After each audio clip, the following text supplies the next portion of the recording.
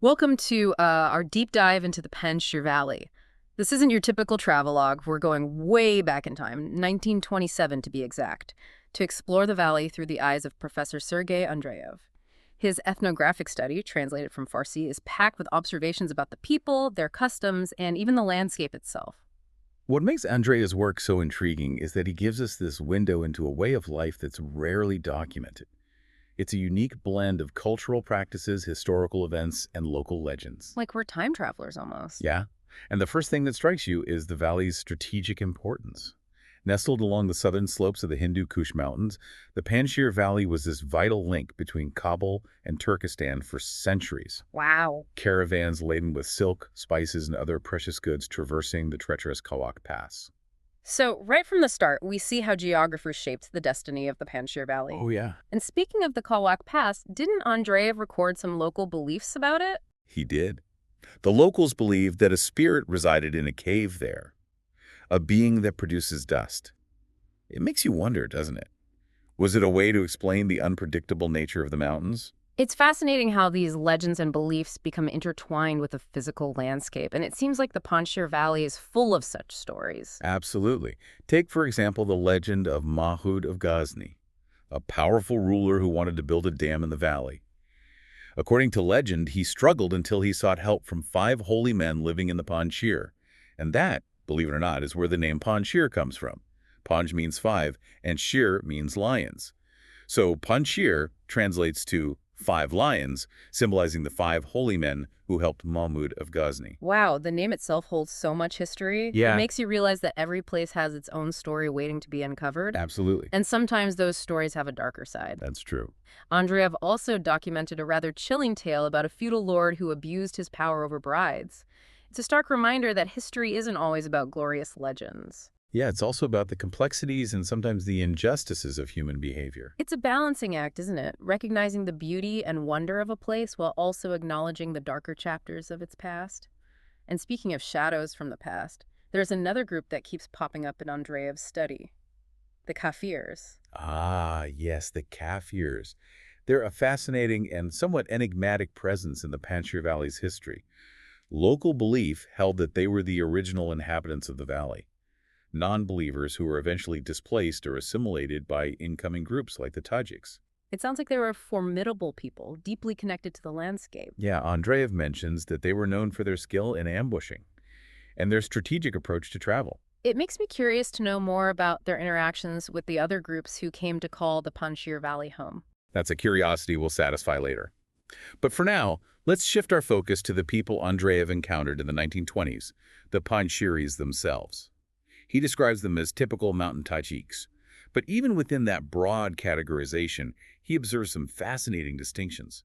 For example, the valley was divided into 3 administrative sections, each ruled by a hakim. So a hakim was like a local leader. Exactly. It's a reminder that even within a relatively small region, there were systems of governance and power dynamics at play. Right. And it wasn't just about the Tajiks. Andreev also observed Hazara settlements in the valley, noting differences in their language and customs. Interesting. He even encountered a clan called the Kugda, who were hesitant to be labeled as Tajiks, claiming a separate identity. This is getting really interesting. We're starting to see how even a single valley can be incredibly diverse, a melting pot of cultures and traditions. It is. And this diversity wasn't limited to ethnic groups. Andreev also observed a distinct social hierarchy with 3 classes: Sayyid, Siyal, an upper class, and Mazbur, the laborers. Imagine this. There were once very strict rules against intermarriage between these classes. It's fascinating how these social structures played out in a place as geographically isolated as the Panjshir Valley. Did Andreev delve into the everyday lives of these different groups? He did, and one of the things that immediately struck me was his description of men's attire. The typical Panjshiri man wore a black skull cap, a white shirt, wide trousers, and a vest. Sounds simple. Yeah, but there's more to it than meets the eye. For instance, the skull cap was considered crucial to a man's image. Boys would wear it until the age of 6. And after that, it became almost like a badge of honor, essential to their identity as Panjshiri men. It's amazing how even something as simple as a hat can carry so much cultural weight. Right. And it makes you think about how clothing can be a powerful symbol of belonging, tradition, and even social status. And here's another intriguing detail.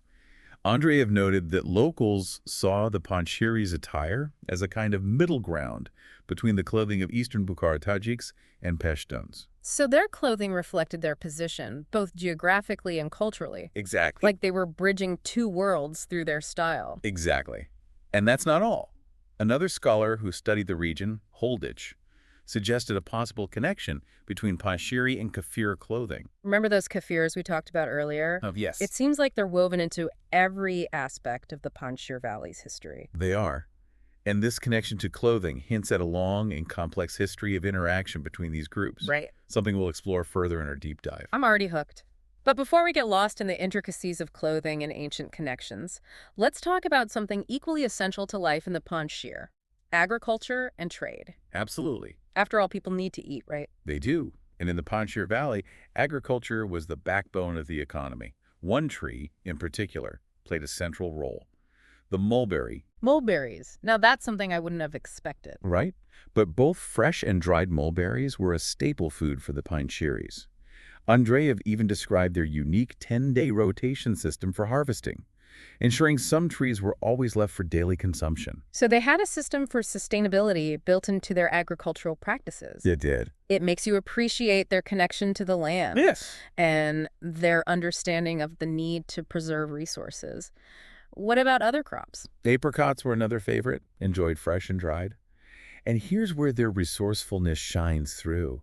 They even used the dried apricot pits as fuel. That's incredible. Talk about making the most of what you have. I'm starting to get a sense of the Panjshiris as a practical, resourceful people who Yeah. knew how to adapt to their environment. That's a great observation. And it goes beyond just apricots.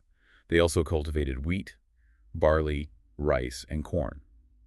Andreev emphasized the impact of irrigation on their yields, the importance of fertilizer, and the tradition of communal labor for tasks like plowing. It wasn't just about individual families working their land. It was about the community coming together to ensure everyone's needs were met. So there was a strong sense of cooperation and shared responsibility, which makes sense considering their challenging environment. What about trade? Were they able to exchange goods with the outside world despite their remote location? They were. Bartering was common, with Panjshiris exchanging goods like woven fabrics and livestock with neighboring regions. Remember those pack animals and bridges we talked about earlier? Yeah. Those were essential for connecting the Panjshir Valley to the wider world. It's amazing how they were able to thrive in this mountainous valley, balancing self-sufficiency with strategic trade. Did Andreev have any insights into their livestock and wool production? He did. While animal husbandry was secondary to agriculture, wool production was significant. In fact, Holditch, the scholar we mentioned earlier, observed that in the 16th century, Panjshiris paid taxes to their Kafir neighbors in wool. Wow, that's a fascinating detail. It suggests that at one point the Kafirs held a lot of power in the region. It does. And it reinforces the fact that the Kafirs weren't just a distant memory. They played an active role in shaping the Panjshir Valley's history. This is making me even more eager to delve into the story of the Kafirs. But before we get sidetracked again, let's get back to the wool. What did the Panjshiris make with it? They were incredibly skilled craftspeople, transforming sheep wool into a variety of essential items. Think coats, trousers, blankets, bags, even socks.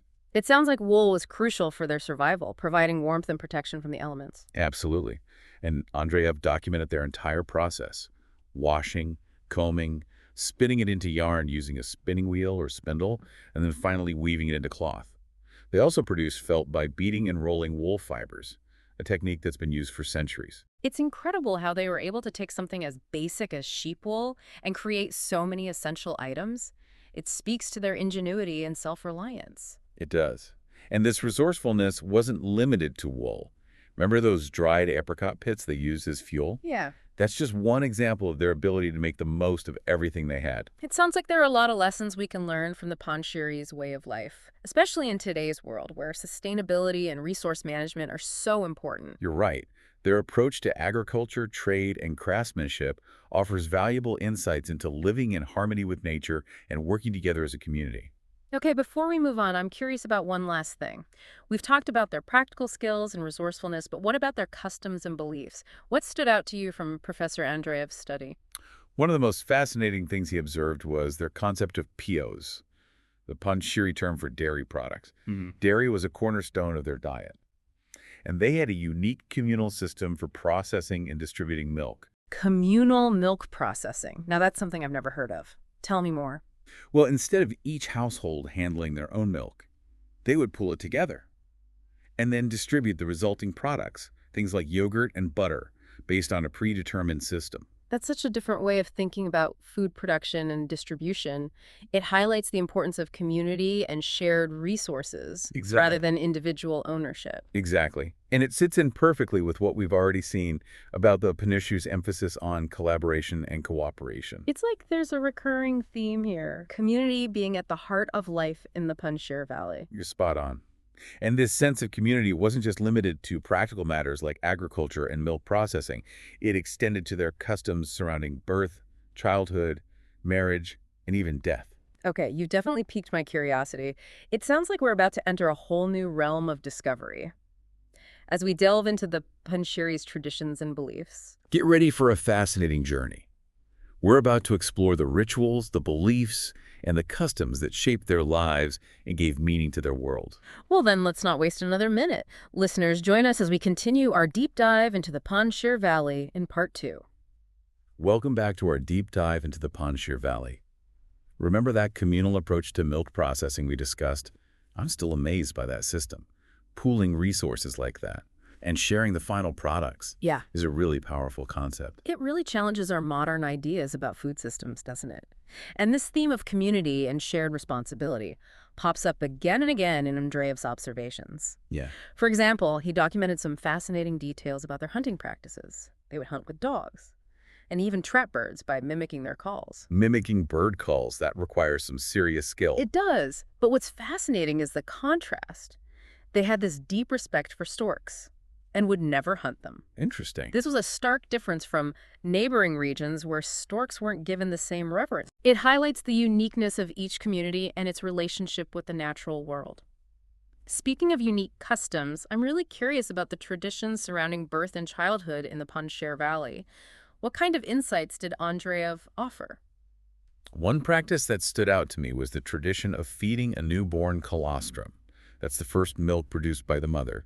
They believed it made the child strong, which makes sense considering colostrum is packed with antibodies and nutrients. Yeah, that's a belief that's found in many cultures, Right. highlighting the shared wisdom of traditional practices. But I have a feeling the Panjshiris also had some beliefs that might seem a bit unusual to us today. You're right. Alongside this very practical custom, there were also beliefs rooted in the supernatural. For example, they feared a female demon called Albasti, who would try to breastfeed a newborn before the mother. To protect against this, they would take various measures to shield the mother and child from evil spirits, things like reciting prayers and placing protective charms around the home. So, even in the midst of celebrating new life, there was this underlying sense of vulnerability and a need for protection. Exactly. It's a reminder that for the Panjshiris, the world was full of both seen and unseen forces. Exactly. And speaking of unseen forces shaping life, Andreev also noted a fascinating belief about cradles. Okay. They believed that placing a baby in a cradle after 10 to 15 days was important. And get this, they believed the cradle actually helped shape the child's skull. Wait, the cradle shaped their skull. That sounds a bit hard to believe. It might sound strange to us, but it was a deeply held belief. And here's the kicker.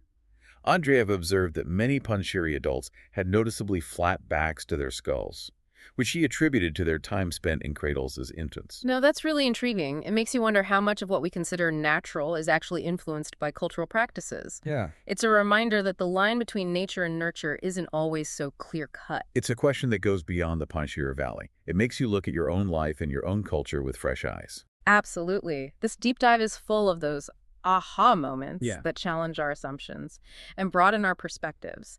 So we've got strong babies fed on colostrum, cradles potentially shaping skulls. What about names?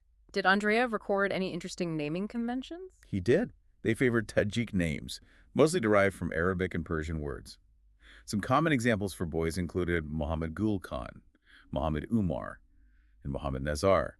For girls, popular names were Bibi Rosie, Bibi Gul, and Bibi Zar. Those names are beautiful. It's fascinating how language can reflect a culture's history and its connections to other regions. Yeah, it's like each name carries a story, a legacy passed down through generations. Right. Speaking of legacies, let's move on to marriage traditions in the Panjshir Valley. Andreev had some fascinating observations about courtship, weddings, and the customs that surrounded these important life events. This is where I think our deep dive gets really interesting. We're about to explore the rituals and beliefs that shape the most intimate aspects of their lives. So what did Andreev uncover about love and marriage in the Panjshir Valley? Well, the first thing that jumps out is that the average marriage age was quite young. Girls typically got married between 14 and 16. Wow, that's young. Was there a lot of pressure to marry early? There was. Unmarried women over 16 were often labeled with the derogatory term housebound, highlighting the social stigma attached to remaining single beyond a certain age. Right. But it wasn't always arranged marriages. Elopement, known as shingari, was fairly common. So even within a traditional society, there was room for romance and a bit of rebellion.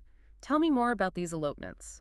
Sometimes after a shindari, the girl's family would try to reconcile. They'd send respected elders to gauge her willingness to return home if she agreed. Oh. Then they'd begin negotiations over the toyana, or bride price. Ah, the bride price. That's a custom that exists in many cultures around the world, isn't it? It is, and in the Panjshir Valley. Determining the toyana was a serious matter. It often involved complex negotiations that could make or break the engagement. I bet those negotiations were filled with drama. Oh, yeah. And tension. What happened once the bride price was settled? There was a tradition called toyanabari, the delivery of the bride price to the bride's house. This involved a lively ceremony with mock resistance from the bride's family and gift-giving from the groom's side. Okay. It sounds like they found a way to inject some fun and lightheartedness into a process that could otherwise be quite stressful. Right. It's like they were acknowledging the gravity of the situation, Yeah. while also celebrating the joy of the union. What about the wedding day itself? What kind of festivities did Andreev describe? The wedding day was a grand affair, full of tradition and symbolism.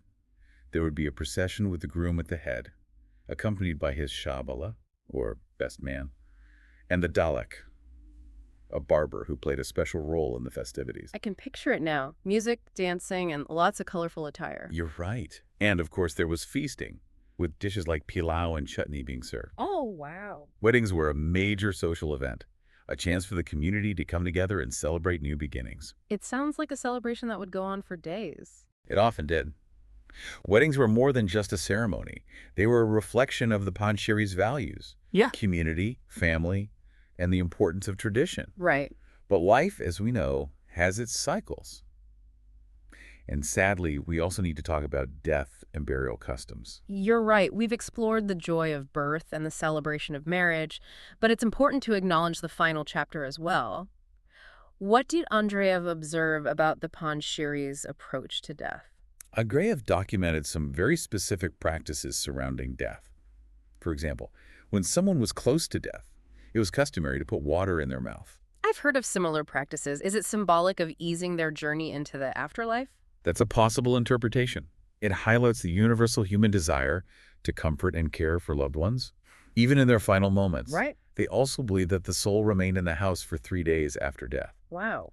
a belief that echoes in many different spiritual traditions around the world. It speaks to the enduring human fascination with what happens after we die, doesn't it? It does. The mystery of the afterlife and the possibility of a continued existence beyond this earthly realm.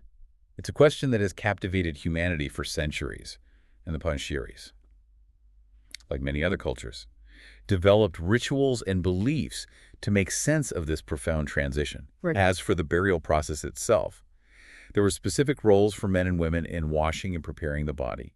The deceased was always buried facing Mecca, a practice common in Islamic traditions. And there was a funeral procession, with the tradition of giving money to those who participated, a gesture of support for the grieving family. It sounds like a very community-oriented approach to death, with everyone coming together to support the grieving family and honor the deceased. Exactly. It reinforces that sense of shared responsibility and interconnectedness that we've seen in so many other aspects of Panjshiri life. Exactly. It's a reminder that for the Panjshiris, life's major transitions, birth, marriage, death, were all experienced and navigated within the context of community. Their beliefs and customs provided a framework for understanding and coping with these profound moments, offering solace, guidance, and a sense of continuity. I'm noticing a powerful thread running through all of these customs and beliefs. Yeah. A deep sense of connection to place, to tradition, and to each other. It's something that seems to be missing in many modern societies, wouldn't you say? You've hit on a key takeaway. Andreev's study offers us a glimpse into a way of life that was deeply rooted in these values, and it makes you wonder, what can we learn from the Panjshirs? How can we reconnect with those values of community, tradition, and respect for the natural world in our own lives? Those are questions worth pondering. And speaking of pondering, remember those shrines, the mazars that we mentioned earlier? Yes. You said they played an important role in Panjshiri culture. Can you tell us more about them and the beliefs that surrounded them? Of course. Shrines, often dedicated to saints, were places of reverence and spiritual significance. Visiting them was believed to bring blessings.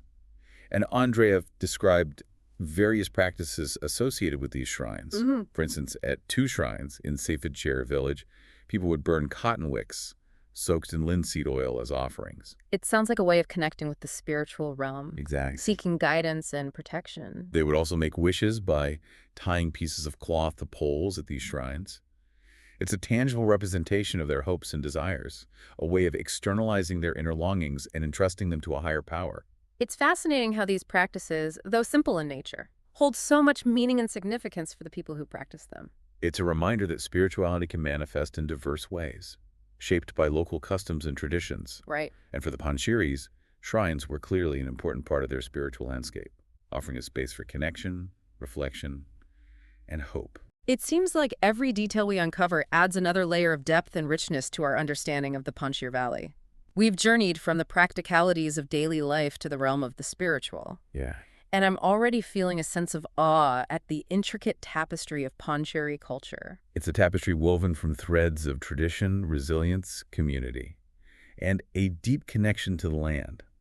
And as we move to the final part of our deep dive, we'll continue to explore those threads, unraveling the mysteries and celebrating the enduring legacy of the Panjshir Valley. Listeners, stay with us as we embark on the final leg of our journey. There's still much to discover and many insights to uncover as we delve deeper into the heart of the Panjshir Valley. Welcome back to the final part of our deep dive into the Panjshir Valley. We've covered so much ground, from the practicalities of daily life to the richness of their customs and beliefs. But there's one group we keep circling back to, a group whose presence is woven into the very fabric of the Panjshir Valley, the Kafirs. You're right, their legacy is like a whisper in the wind, a shadow that lingers in the valley's history. Exactly.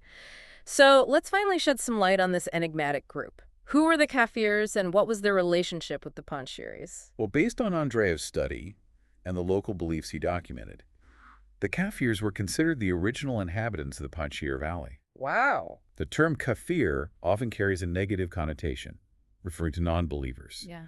And remember those impressive ruins Andreev described, perched high on cliffs? Yes.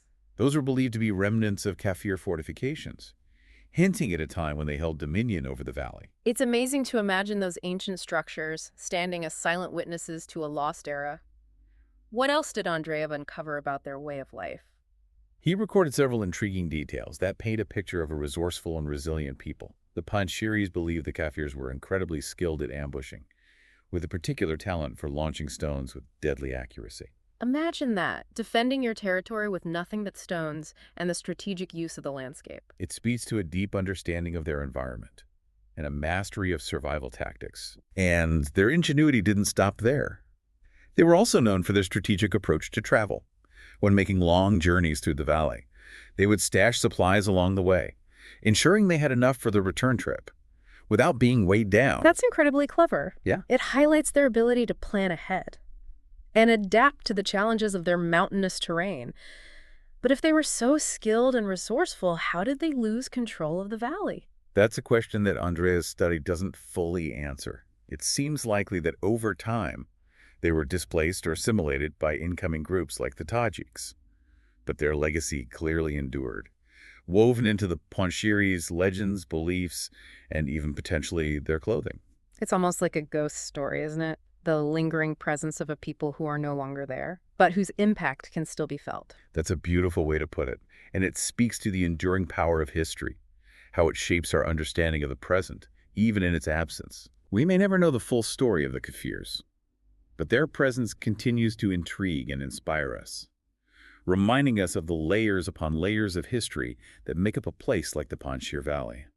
This deep dive has been a real journey of discovery, hasn't it? It has. We started with a single source, Professor Andreev's ethnographic study, and it opened up a whole world of knowledge and insight. We've explored the geography, the history, the customs, the beliefs, and even the ghosts of the Panjshir Valley. And through it all, we've gained a deeper appreciation for the resilience, the resourcefulness, and the deep sense of community that characterized the people who called this valley home. Before we say goodbye to the Panjshir Valley, I want to circle back to one final thought that really struck me. Remember those cradles that supposedly shaped the skulls of Panjshiri infants? I do. It's one of those details that initially sounds outlandish, but then makes you pause and consider the profound impact of cultural practices. It makes you look at your own life and your own culture with fresh eyes. Exactly, and it made me realize how much of what we consider natural or biological is actually influenced by the traditions and beliefs we inherit. Yeah, it's a powerful reminder that we're all products of our environment, both physical and cultural, Absolutely. and that by exploring different cultures and ways of life, we can gain a deeper understanding not only of the world, but also of ourselves. That's a perfect note to end on. Listeners, we encourage you to continue your own exploration of the Panjshir Valley. Seek out more stories, more perspectives, and more insights. It's a journey that will reward your curiosity and broaden your understanding of our shared human experience.